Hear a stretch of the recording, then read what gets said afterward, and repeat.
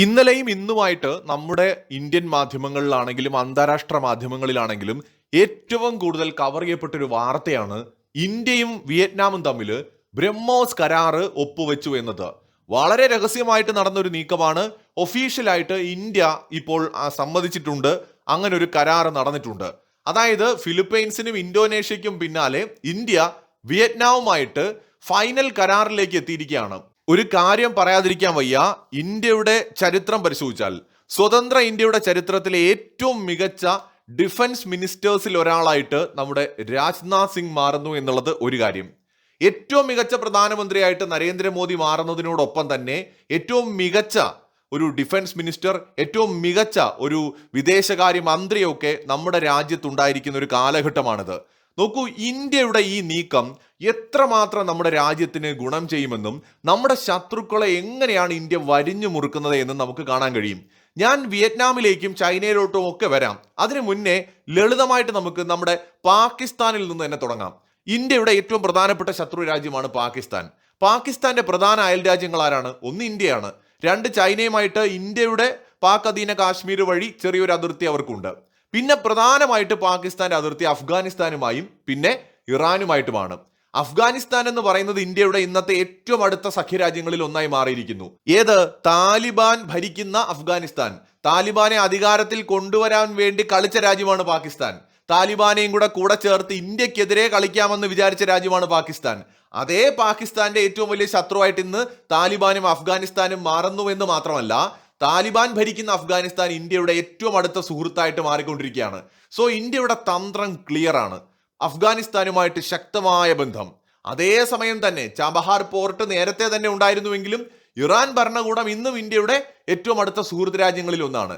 പാകിസ്ഥാനുമായിട്ട് അതിർത്തി പങ്കിടുന്ന രാജ്യങ്ങളുമായി ഇന്ത്യ ശക്തമായ ബന്ധം സ്ഥാപിച്ചുകൊണ്ട് പാകിസ്ഥാനെ നാല് ചുറ്റും വരിഞ്ഞു മുറുക്കിയിരിക്കുകയാണ്. തുർക്കിയുടെ കാര്യമാണ് ഇതിൽ കോമഡി എന്ന് പറയുന്നത്. തുർക്കി ഇന്ത്യക്കെതിരെ ഒരു കാര്യവുമില്ലാതെ കളിക്കാൻ ശ്രമിച്ച് പണി വാങ്ങിക്കൊണ്ടിരിക്കുകയാണ്. തുർക്കിയുമായിട്ട് അതിർത്തി പങ്കിടുന്ന രാജ്യമാണ് അർമേനിയ. അർമേനിയ തകർക്കാൻ വേണ്ടി അസർബൈജാന് ഡ്രോണുകളും മറ്റ് ആയുധങ്ങളും കൊടുത്ത് സഹായിച്ചപ്പോൾ തുർക്കി വിചാരിച്ചില്ല ഇന്ത്യയുടെ ഒരു എൻട്രി ഉണ്ടാകുമെന്ന്. ഇന്ത്യ അർമേനിയയുടെ രക്ഷകനായിട്ട് അവതരിക്കുക മാത്രമല്ല, ഇന്ത്യയുടെ അത്യാധുനികമായിട്ടുള്ള ആയുധങ്ങൾ അർമേനിയയ്ക്ക് കൊടുത്തു. Pinaka rocket system, Akash missile, ഇങ്ങനെയുള്ള അത്യാധുനികമായ ആയുധങ്ങൾ കൊടുത്തു. വൈകാതെ ഇന്ത്യയുടെ ബ്രഹ്മോസ് മിസൈലുകൾ വാങ്ങാൻ പോകുന്ന രാജ്യങ്ങളിൽ ഒന്നുകൂടിയാണ് അർമേനിയ. അർമേനിയൻ കൊണ്ട് തീർന്നില്ല. തുർക്കിയുടെ മറ്റൊരു അയൽ രാജ്യമാണ് ഗ്രീസ്. ഗ്രീസുമായിട്ടുള്ള പ്രതിരോധ ബന്ധം ശക്തമാക്കിക്കൊണ്ടാണ് ഇന്ത്യ അടുത്ത പണി തുർക്കിക്ക് കൊടുത്തത്. തുർക്കിയുമായിട്ട് അതിർത്തിയുള്ള ഗ്രീസ് ഇന്ത്യയുടെ പൊട്ടൻഷ്യൽ ബയ്യറാണ്. എന്ന് വെച്ചാൽ ഇന്ത്യയിൽ നിന്ന് ബ്രഹ്മോസോ അല്ലെങ്കിൽ ആകാശോ അല്ലെങ്കിൽ പിനാകോ അടക്കമുള്ള ആയുധങ്ങൾ വാങ്ങാൻ ഏറെ സാധ്യതയുള്ള ഒരു യൂറോപ്യൻ രാജ്യമാണ് ഗ്രീസ്.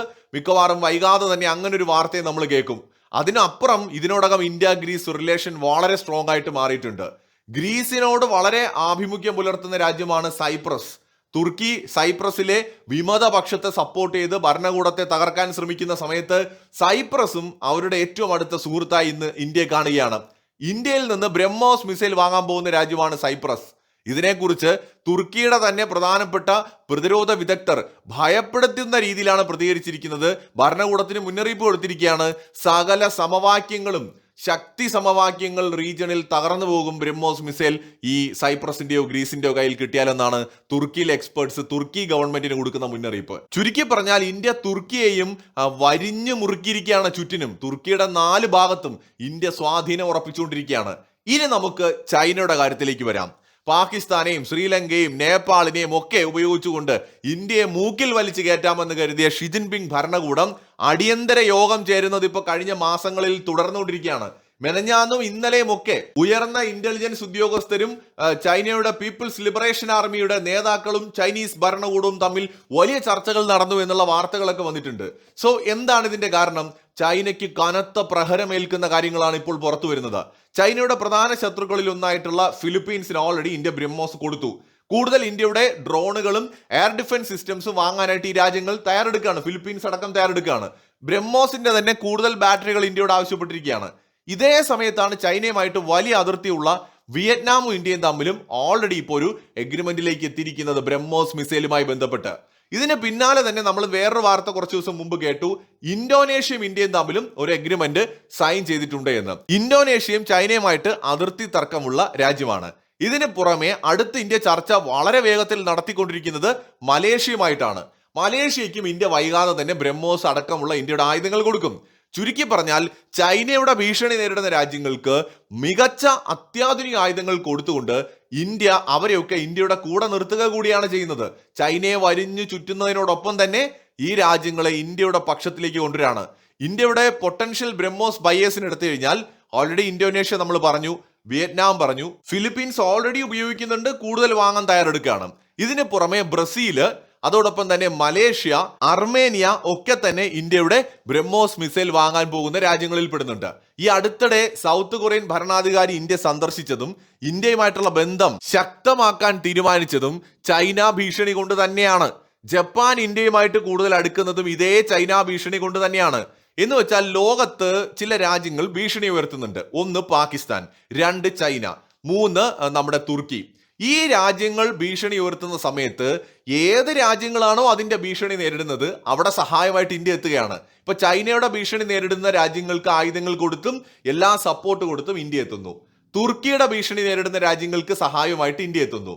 അഫ്ഗാനിസ്ഥാൻ ഉൾപ്പെടെയുള്ള രാജ്യങ്ങൾ പാകിസ്ഥാന്റെ ഭീഷണി നേരിടുകയാണ്, അവർക്ക് സഹായവുമായിട്ടും ഇന്ത്യ എത്തുന്നു. ചുരുക്കത്തിൽ ഇന്ത്യ ഒരു ഗ്ലോബൽ പ്ലെയർ ആയിട്ട് ഇതിനോടകം മാറിക്കഴിഞ്ഞു എന്ന് നമുക്ക് കാണാൻ കഴിയും.